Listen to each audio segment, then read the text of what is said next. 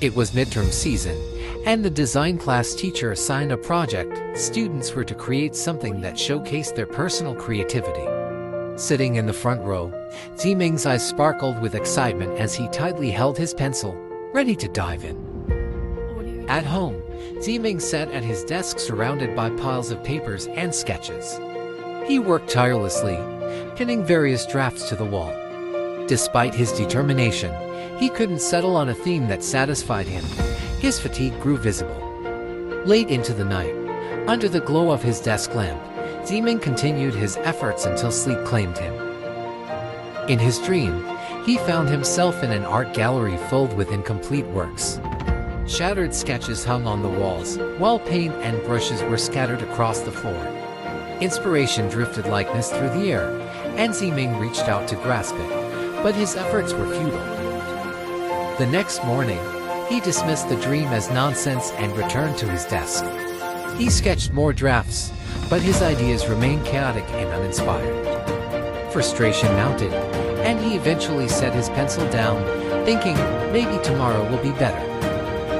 That night, the dream returned. The fragmented sketches floated like ghosts in the gallery, but this time, Ziming sensed that these fragments symbolized his anxiety and unease. The following day, he once again sat at his desk, determined to make progress. However, his paper stayed blank, and despair began to creep in. Still, his stubborn spirit wouldn't let him quit.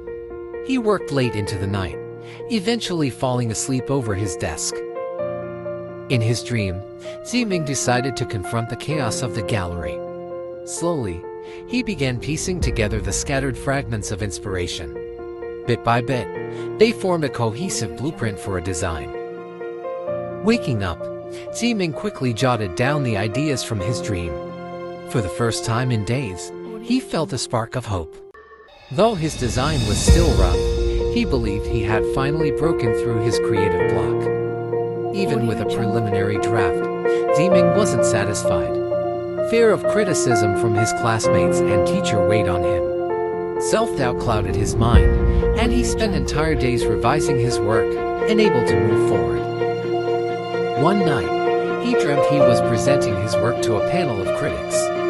Their harsh words stung, filling him with shame. Yet, amidst the criticism, there were constructive suggestions that stood out. In the dream, Ziming learned to distinguish valuable feedback from meaningless nods.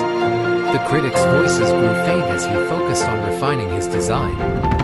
When he awoke, Ziming incorporated the critics' advice into his work.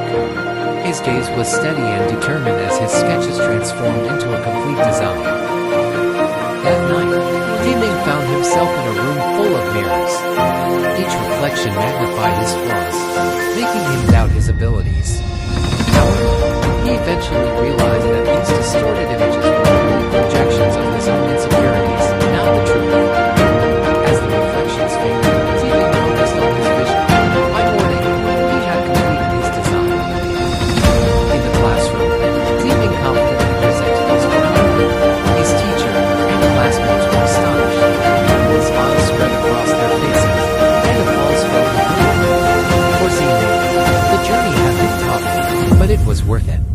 He had turned his struggles into something truly remarkable.